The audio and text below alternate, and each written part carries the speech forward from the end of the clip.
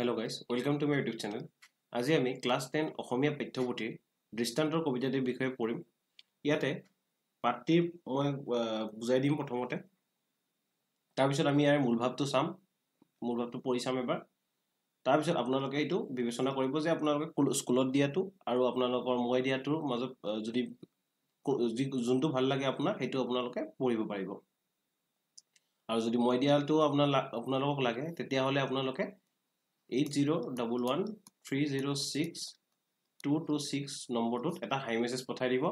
মই এটা আপোনালোকক গ্ৰুপত জইন কৰাই দিম। তাৰ পৰা আপোনালোকে PDF ফাইলটো পাই যাব। গতিকে আজি পাঠটো আৰম্ভ কৰোঁ। ইয়াতে কোৱা হৈছে যে 25 বছৰ আগতে এই ঠাইতেই এজনক লগ পাইছিলোঁ। আলি কেঁকুৰিটো আছিল কেঁচা। অৰ্থাৎ কবিয়ে ইয়াতে কৈছে যে 25 বছৰ আগতে এজনক লগ পাইছিলে, এজন মানুহক লগ পাইছিলে, য'ত আমাৰ আছিলে কি আলি কেঁকুৰি, অৰ্থাৎ আলি বাটটো আছিলে আমাৰ কি কেঁচা, অৰ্থাৎ বোকা। সময়টো আছিল গধূলি। অৰ্থাৎ কবিয়ে লগ পোৱা মানুহজনক কেতিয়া লগ পাইছিলে? গধূলি লগ পাইছিলে। তেওঁ নঙলা মুখত বিচাৰি ফুৰিছিল নিজৰ ঘৰৰ পদূলি। অৰ্থাৎ মানুহজনে নিজৰ নঙলা মুখ অৰ্থাৎ নিজৰ এইটো কি হ'ব দুৱাৰমুখৰ যিখিনি আমাৰ ঠাই সেইখিনিক নঙলা মুখ বুলি কোৱা হয়। বা আমাৰ বাট, আমাৰ এইটো ইয়াতে যদি ঘৰটো আছে, ইয়াতে আমাৰ যি বাট থাকে, বাটটোৰ যিখিনি আমাৰ সীমা থাকে আমাৰ ঘৰৰ, সেইটোকো আমাৰ নঙলা মুখ বুলি কোৱা হয়। তো এই বাটটিৰ নঙলা মুখত থিয় দি আছিল কোনে? মানুহজনে। গতিকে তাৰপিছত কৈছে যে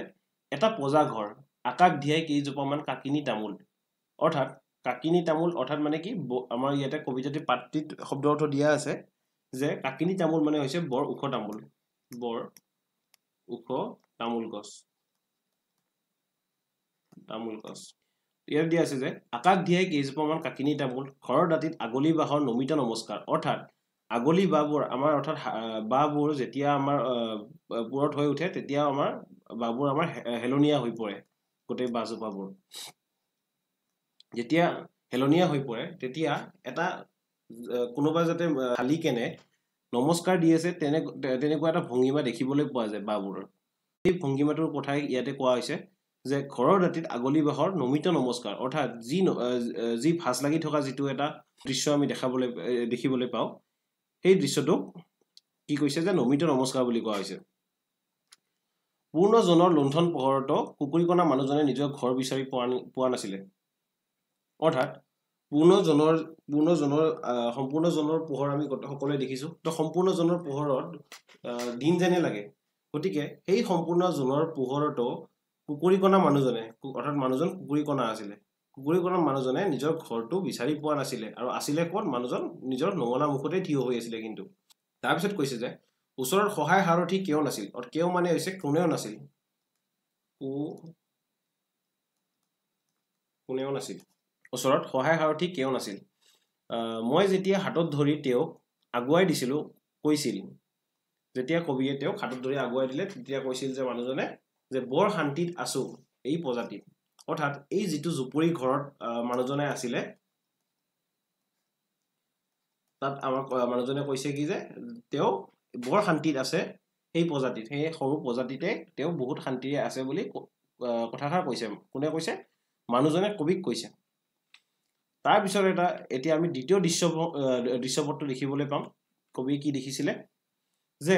আজি এই ঠাইতে লগ পালো আৰু এজনক, বৃদ্ধ নুব্জ এটি দে, বয়সৰ চিন নোহোৱা হলে মুখত 25 বছৰৰ আগৰ দৰেই হাইলাস সাজ। অৰ্থাৎ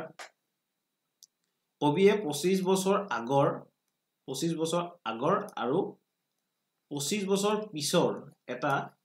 ভংগীমা ইয়াত দৃশ্যমান কৰাইছে এই কবিতাটিৰ মাজেৰে। তো কৈছে কি যে আজি এই ঠাইতে, অৰ্থাৎ সেইখিনি ঠাইতেই আৰু এজনক লগ পালে, বৃদ্ধ নুব্জ এটি দে, নুব্জ মানে হৈছে কুজা, বৃদ্ধ নুব্জ এটি দে এটা, অৰ্থাৎ বৃদ্ধ কুজা এটি দে, বয়সৰ চিন নোহোৱা হলে 25 বছৰ আগৰ হাইলা সাজ। অৰ্থাৎ যদি বয়সৰ চিন যদি নপৰিলেহেঁতেন, বয়সৰ চিন মানে হৈছে আমাৰ এই যে আইতাবোৰৰ যে আমাৰ ককা আইতাবোৰৰ যে ছালবোৰ কটৰা পৰি যায়, সেইবোৰ হৈছে আমাৰ বয়সৰ চিন। তো বয়সৰ চিন যদি নপৰিলেহেঁতেন তেতিয়াহ'লে এই 25 বছৰ আগতেই যি দেখিছিলে কবিয়ে যিজন মানুহক, তেওঁৰ দৰেই হ'লেহেঁতেন। তাৰপিছত কৈছে যে সাতমহলীয়া ঘৰৰ বাহিৰত তেওঁ ৰৈ আছিলে ওচৰে পাজৰে আন কেইবাটাও অট্টালিকা এটাতকৈ আনটো ৰূপচৰা অৰ্থাৎ ওচৰে পাজৰে সাতমহলীয়া ঘৰটোৰ ওচৰে পাজৰে আৰু কেইবাটাও অট্টালিকা আছে যিটো এটাতকৈ আনটো ৰূপচৰা অৰ্থাৎ এটা যদি দেখিবলৈ ভাল আনটো তাতকৈ আকৌ অকণমান বেছি ভাল অৰ্থাৎ এটাতকৈ আনটো ৰূপচৰা সন্ধ্যা ভগাৰ পিছতো মানুহ পিয়াপিদি ঘূৰি ফুৰিছিল পিয়াপিদি মানে আপোনালোকৰ হ'ব হোৱা দোৱা অৰ্থাৎ মানে চাৰিওপিনে মানুহেই আছিলে সন্ধিয়াৰ পৰ গুচি যোৱাৰ পিছতো আমাৰ কি হৈছে যে মানুহ পিয়াপিদি ঘূৰি ফুৰিছিল অৰ্থাৎ মানুহ বহুতো আছিলে ঘূৰি ফুৰি চশমাৰ তলেৰে সন্দেহেৰে চাই তেওঁ মোক সুধিলে হেৰা অচিনাকি মানুহজন তোমাক কি লাগে হে ইয়াত ভাড়াঘৰ বিচাৰি আহিছা অৰ্থাৎ চশমাৰ তলেৰে চাই কেনে আমাৰ মানুহজনে কবি সুধিছিলে যে তোমাক কি লাগে হে ইয়াত ভাড়াঘৰ বিচাৰি আহিছা নেকি তাৰপিছত কৈছে যে এই কুবেৰৰ মহলাত ক'ত পাবা আৰু পালেও কি শান্তিত থাকিবা ইয়াত মৰিলেও দাহ কৰিবলৈও এজনো মানুহ নাই তাৰপিছত কবিয়ে কৈছে মানুহজনে কৈছে যে এই কুবেৰৰ মহলা অৰ্থাৎ কুবেৰ মানে হৈছে আমাৰ যশ যি ধনৰ অধিপতি তো কুবেৰৰ মহলাত ভাড়াঘৰ তুমি ক'ত পাবা এই এনেকৈ মানুহজনে কবিক ক'লে আৰু পালেও কি শান্তিত থাকিবা য'ত মৰিলেও দাহ কৰিবলৈ এজনো মানুহ নাই যশৰ পোৱালিহঁতে কাক কোনে চিনি পায় অৰ্থাৎ যশ হৈছে আমাৰ অপদেৱতা এইটো আমাৰ যশৰ পোৱালি এটা স্লেং ৱৰ্ড হিচাপত আমাৰ ব্যৱহাৰ কৰা হয় অসমীয়া আমাৰ সমাজত তো যশৰ পোৱালিহঁতে কোনে কাক চিনি পায় অৰ্থাৎ মানে কোনেও কাৰো কথা চিন্তা নকৰে এই বুলি কৈ তেওঁ সাতমহলীয়া ঘৰৰ ভিতৰলৈ সোমাই গ'ল এই কংক্ৰিটৰ হাবিখনত তেওঁক বিচাৰি নাপালো আৰু অৰ্থাৎ যেতিয়া মানুহজনে এইখিনি কথা ক'লে যে যশৰ পোৱালিহঁতে কোনে কাক চিনি পায় তেতিয়া তেওঁ মানুহজনে সাতমহলীয়া ঘৰৰ ভিতৰলৈ সোমাই যায় আৰু এই কংক্ৰিটৰ হাবিখনত অৰ্থাৎ কংক্ৰিটৰ হাবি মানে কংক্ৰিট কাক কোৱা হয় কংক্ৰিট হৈছে আমাৰ চিমেণ্ট বালি আৰু শিল এই তিনিটা মিশ্ৰণক আমাৰ কংক্ৰিট বুলি কোৱা হয় তো কংক্ৰিটৰ হাবি বুলি কিয় কৈছে কিয়নো চাৰিওপিনে অট্টালিকা আছিলে তো চাৰিওপিনে যিহেতু অট্টালিকা আছিলে সেয়েহে সেই ঠাইডোখৰক কবিয়ে ইয়াত কংক্ৰিটৰ হাবি বুলি উল্লেখ কৰিছে দিয়া আছে যে এই কংক্ৰিটৰ হাবিখনত তেওঁক আৰু বিচাৰি নাপালো বৰ অশান্তিৰে উভতি আহিলো তো কবিয়ে এই কংক্ৰিটৰ হাবিখনত অৰ্থাৎ এই বিল্ডিংবোৰৰ মাজত বা এই ঠাইডোখৰত তেওঁক আৰু বিচাৰি নাপালে বৰ অশান্তিৰে উভতি আহিলে তো এইখিনি আছিলে আমাৰ কবিতাটি এতিয়া আমি কবিৰ পৰিচয়ৰ ভিতৰত কিছুমান বস্তু পঢ়িব লাগিব যেনে কোৱা হৈছে যে হৰেকৃষ্ণ ডেকা অৰ্থাৎ আমাৰ কবি আছিলে আমাৰ হৰেকৃষ্ণ ডেকা তেওঁ কি কৈছিলে দি চেণ্টিনেল কাকত তাৰপিছত গৰিয়সী আলোচনীৰ সম্পাদক আছিলে তেওঁৰ ৰাতিৰ শোভাযাত্ৰা আন এজন চিজ কেৰ আদি কবিতা পুথি আৰু গল্প আৰু কল্প মধুসূদনৰ দলং বন্দিয়াৰ মৃত্যুদণ্ড গল্পপুথি আদি ৰচনা কৰিছিলে ইয়াৰ ভিতৰত আপোনালোকে চিজ কেয়াৰটো চাই যাব তাৰপিছত চাব আপোনালোকে ৰাতিৰ শোভাযাত্ৰা দি চেণ্টিনেল চাব গৰিয়সী চাব আলোচনীৰ ভিতৰত কবিতা পুথি চাব ৰাতিৰ শোভাযাত্ৰা আৰু চিজ কেয়াৰ তাৰপিছত গল্পপুথিৰ কথা যদি চাবলৈ যায় আপোনালোকে গল্প আৰু কল্প আৰু মধুসূদনৰ দলং এই দুটা হৈছে আমাৰ ইম্পৰ্টেণ্ট যদি আপোনালোকে গোটেইবোৰ মুখস্থ কৰিব নোৱাৰে তথাপিও আপোনালোকে এই দুটা যাতে চাই যায় আৰু এইটো হৈছে আমাৰ ইম্পৰ্টেণ্ট কুৱেশ্যন ইয়াৰ পৰা বনে কিয়নো এইখন হৈছে একমাত্ৰ উপন্যাস অৰ্থাৎ তেওঁ ৰচনা কৰা আমাৰ হৰেকৃষ্ণ ডেকাই ৰচনা কৰা এখনেই উপন্যাস আছে সেইখনৰ নাম হৈছে আমাৰ কি আগন্তুক গতিকে এইটোৰ পৰা কুৱেশ্যন বনাৰ চান্স মেক্সিমাম থাকে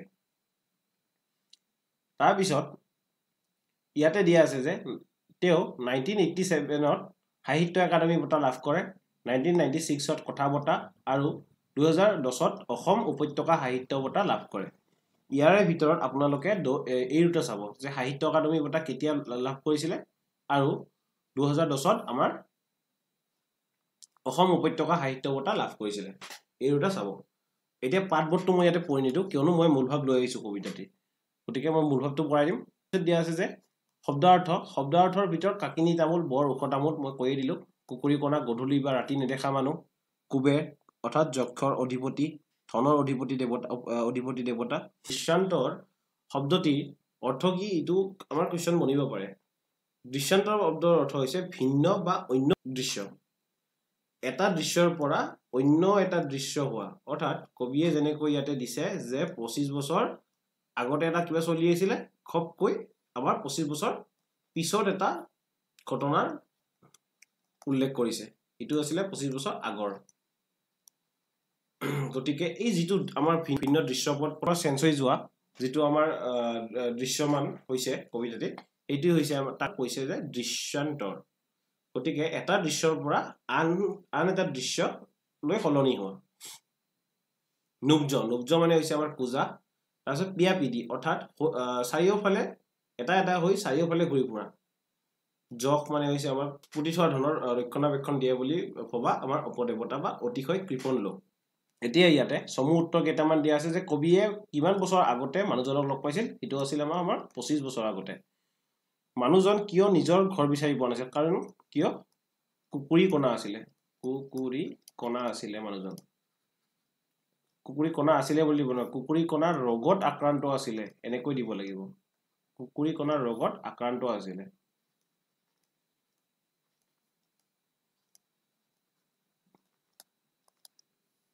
মানুহজনে নিজৰ ঘৰৰ পদূলি ক'ত বিচাৰি পাইছিল অৰ্থাৎ ইয়াৰে আমি উত্তৰটো হ'ব নঙলা মুখত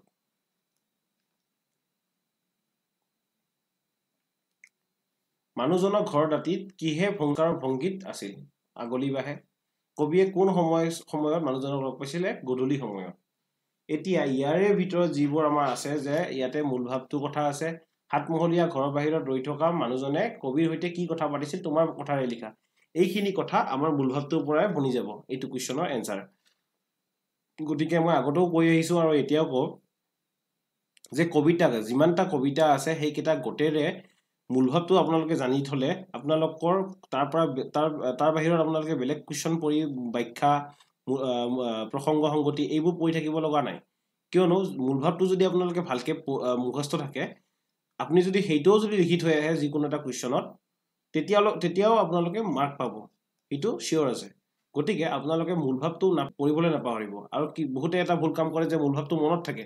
কিন্তু তেওঁলোকে কৰে কি প্ৰসংগ সংগতি বা ব্যাখ্যা পঢ়ি নোযোৱাৰ বাবে এটো কৰি নাহে কিন্তু তেওঁলোকে ইয়াতে মিস্টেক কৰি আহে যে যদি এই ব্যাখ্যাটোৰ ঠাইত যদি মই যদি মূল ভাৱটো যদি লিখি থৈ আহো তথাপিও মোৰ সেইখিনি মাৰ্কে পাম গতিকে এইটো ভুল নকৰিব মই আগৰ ভিডিওটো কৈছো আৰু এতিয়াও কও ইয়াৰ ভিতৰত দিয়া আছে যে ইয়াতে মূল ভাৱ আছে এইবোৰ আপোনালোকৰ মূল ভাৱটোৰ পৰাই আপোনালোকৰ হৈ যাব আপোনালোকে ইমান বেছি হতাশ হ'ব লগা নাই এতিয়া মই মূল ভাৱটো পিনে আহো মূল ভাৱটো মই লিখিছো যে কবি হৰেকৃষ্ণ ডেকাৰ দৃশ্যান্তৰ কবিতাটিৰ মাজেৰে কবিয়ে এক সামাজিক জীৱনৰ ৰূপ প্ৰতিফলিত কৰিবলৈ চেষ্টা কৰিছে অৰ্থাৎ সমাজ এখনত যিবোৰ আমাৰ ঘটনা চলি থাকে সেইবোৰৰ ওপৰত ভিত্তি কৰি এই কবিতাটি ৰচনা কৰিছে 25 বছৰ আগেয়ে আৰু 25 বছৰ পিছত ঘটা এটি ঘটনাক কবিয়ে এই দৃশ্যান্তৰ কবিতাটিৰ মাজেৰে বৰ্ণনা কৰিছে অৰ্থাৎ এইটো কথা মই কলোই যে 25 বছৰ আগৰ এটা ঘটনা আৰু 25 বছৰ পিছৰ এটা ঘটনা তাৰপিছত আছে যে কবিয়ে 25 বছৰ আগতে এদিন গধূলি সময়ত কেঁচা আলি কুকুৰীৰ এটাত ঘৰৰ নঙলা মুখত এজন ব্যক্তিয়ে নিজৰে ঘৰৰ পদূলি বিচাৰি থকা দেখিবলৈ পাইছিলে কেইজোপামান কাকিৰি তামোল আৰু নমিত নমস্কাৰৰ ভংগীৰে ওচৰতে থকা আগলি বাহে ঘৰটোৰ পৰিৱেশ সুন্দৰ কৰি তুলিছিলে তাতে আকৌ পূৰ্ণিমাৰ জন্তিয়ে গধূলিটো ফটফটীয়াকৈ কৰি তুলিছিল কবিয়ে লগ পোৱা মানুহজন কুকুৰীকণা ৰোগত আক্ৰান্ত আছিলে কবিয়ে যেতিয়া তেওঁক হাতত ধৰি ঘৰটোৰ পিনে আগুৱাই দিছিলে তেতিয়া সেই মানুহজনে কবিক কৈছিল বৰ শান্তিত আছো এই ভগা প্ৰজাতিত সময়বোৰ পাৰ হ'ল ইয়াতে আপোনালোকে প্যাৰাগ্ৰাফ এটা দি দিব পাৰে সময়বোৰ পাৰ হ'ল সেউজীয়া প্ৰকৃতিৰ প্ৰতিনিধি সেই কাকিনি তামোল কেইজোপা আৰু আগলি বাহৰ চিনচাপ নাইকিয়া হৈ গ'ল অৰ্থাৎ এই যে আমি কবিতাটিত অলপ আগতে পঢ়িলো যে কাকিনি তামোল যি ঠাইত আছিলে বা আমাৰ নমিত নমস্কাৰৰ ভংগীত যিবোৰ আমাৰ আগলি বা আছিলে সেইবোৰ গুছি কেনে কি হৈ গ'ল আমাৰ ডাঙৰ ডাঙৰ অট্টালিকা হৈ গ'ল গতিকে সেইখিনিয়ে কথা কোৱা হৈছে যে কেইজোপামান কাকিনি তামোল কেইজোপা আৰু আগলি বাহৰ চিনচাপ নাইকিয়া হৈ গ'ল শান্তিৰ ভগা প্ৰজাতিৰ ঠাইত হ'ল সাতমহলীয়া এক অট্টালিকা ওচৰে পাজৰে আন কেইবাটাও বৃহৎ অট্টালিকা যি ঠাইত 25 বছৰ আগতে গধূলি পৰত এজনো মানুহ দেখিবলৈ পোৱা নাছিল সেই ঠাইত আজি বহুতো মানুহে ঘূৰি ফুৰিছিল আজি একে ঠাইতে কবিয়ে সেই মানুহজনক আকৌ লগ পালে বৃদ্ধ পূজা এটি দে বয়সৰ চিন নোহোৱা হলে 25 বছৰ আগৰ দৰেই সাজ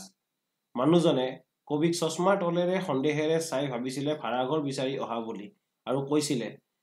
এই কুবেৰৰ মহলাত ভাড়াঘৰ ক'ত পাবা আৰু পালেও কি শান্তিত থাকিবা য'ত কোনেও কাকো চিনি নাপায় আনকি মৰিলেও দাহ কৰিবলৈও এজনো নাই এই বুলি কৈ মানুহজনে 7 মহলীয়া ঘৰটোৰ ভিতৰলৈ সোমাই যায় আৰু কবিয়েও অশান্তি মনেৰে উভতি আহে এইদৰে কবিয়ে দুটা ঘটনাৰ পৰা পোৱা ভিন্ন অভিজ্ঞতাৰ কথা দৃশ্যান্তৰ কবিতাটিৰ মাজেৰে দাঙি ধৰিবলৈ সমৰ্থ হৈছে গতিকে এইখিনিয়ে আছিলে আমাৰ দৃশ্যান্ত কবিতাটিৰ মূল ভাৱ গতিকে এইখিনি যদি আপোনালোকৰ দীঘল লাগিছে বা আপোনালোকে ইয়াতকৈ শৰ্ট পাইছে সেইবোৰ আপোনালোকে লিখিব পাৰে কিন্তু শৰ্ট দেখিয়ে আপোনালোকে নাভাবিব যে এইটো আপোনালোকৰ লিখিলেই হ'ব বুলি কিয়নো সেবাৰ এক্সাম আমিও পাৰ কৰি আহিছো গতিকে আমি জানো যে দীঘল অকমান লিখিব লাগে এইখন CBSE বোৰ্ড নহয় যে আপোনালোকে শৰ্ট কৰি যিকোনো বস্তু এটা লিখি থৈ আহিব আপোনালোকক নম্বৰ দিব অকমান দীঘল লিখিব লাগিব আৰু দীঘল লিখি নহয় কেৱল আপোনালোকে সেইটো কবিতাটিৰ মূল কথাখিনি যে আহিছে না আহা নাই সেইটো আপোনালোকে চাব লাগিব গতিকে এইখিনি আপোনালোকে কেয়াৰফুলি আপোনালোকে মাইন্ড কৰিব আপোনালোকৰ এক্সাম ভাল হ'ব গতিকে দীঘল হওক অকমান কিন্তু আপোনালোকে যদি ভাল পায় পঢ়ি বা আপোনালোকে মূলটো যদি ভাল লাগিছে তেতিয়াহলে আপোনালোকে এইটো ফলো কৰিব পাৰে আৰু নহলে আপোনালোকৰ স্কুলত যদি ইয়াতকৈ শৰ্ট দিছে বা ভালকৈ দিছে তেতিয়াহলে আপোনালোকে সেইটোও ফলো কৰিব পাৰে গতিকে আজিলৈ এইখিনিয়ে আছিলে নেক্সট আপোনালোকক কোনটো কবিতাৰ মূলভাৱ লাগে সেইটো আমাক জনাই দিলে হ'ল কমেন্ট বক্সত মই নেক্সট ভিডিঅ'ত লৈ আহিম গতিকে আজিলৈ এইখিনিয়ে আছিলে সো গুড নাইট